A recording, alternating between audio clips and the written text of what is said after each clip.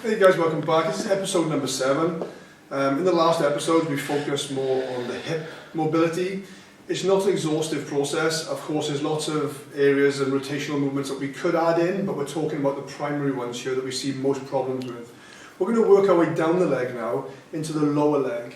In particular we're going to talk about the calf and the muscle underneath your calf today, both of which become your kind of Achilles tendon, and both can give trouble to runners, and often they can get misdiagnosed as one or the other.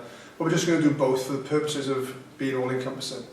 What we're going to do today is quite simply just a very straightforward calf stretch and soleus stretch.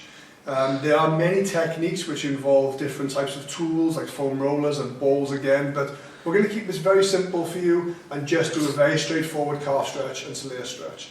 So for the purpose of the calf stretch, you're going to just need a wall space, which you can find anywhere. And all you're going to do is you're going to set yourself up so that your hands are about shoulder width apart on the wall. And the leg that you want to stretch is going to be set backwards behind you. And you are going to start off by getting your heel onto the ground first. And you're going to make sure that your foot is not turned out to the side into kind of like this position here. This is really important because many of our runners who come in tend to demonstrate this stretch incorrectly. So you're going to start off with your heel and your toes in a straight line and make adjustments as you need to. My bum is outwards for the moment, but in order to drive the stretch, very much like the hip stretch earlier, it's going to be driven from the bum being tightened. So I'm going to literally squeeze my bum nice and tight, and as I do so, I'm going to push my hips forward towards the wall, keeping my bum and my tummy tight the whole time. And I'm going to hold this position. My heel is going to remain on the floor, and I can actually actively push my heel into the ground as well to intensify this stretch. The crucial components here are my tummy, my bum remain tight the entire time. It's not a passive stretch. It's an active version. You are actively going into position here, which is very important. I am setting up and I am actively driving my bum and squeezing my tummy tight in order to expose and access the tightness in the calf.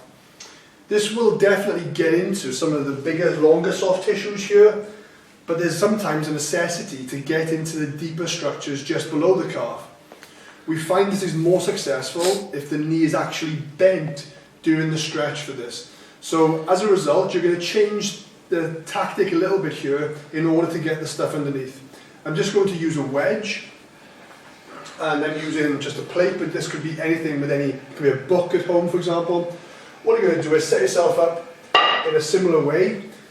The biggest difference here, however, is that it's the leg that you're working on is going to be actually not behind the other one this time, it's going to be slightly in front of the other one. From this position, I'm going to put the balls of my toes onto the wedge, so that just gives me a little elevation. And I'm going to put my other leg backwards so I can drive forward using the other leg. And I'm going to literally push my knee so that it transitions over my toe, keeping my knee bent. I am not going to keep my knee straight here. The purpose of this is just to get the knee position over the toe position. I can go onto the toes of the trailing leg, that's fine. And I'm going to push forward and hold, and come back out. Now I don't have much of a problem with mobility here, but generally speaking we'll feel this stretch much lower down in the calf here. And of course you change legs accordingly. You can play with this a little bit and you can do it off a step if necessary, for example, but the principal factor here is your knee is bent as you're applying the forward translation of the knee over your toe, as opposed to the first one, which is with a knee straight position, locked out straight. That distinction is crucial for you to get benefit from both of those positions. And we recommend always doing both together, because often we can spend time on one, not the other, and it can cause a little problem to be developing without you realizing it.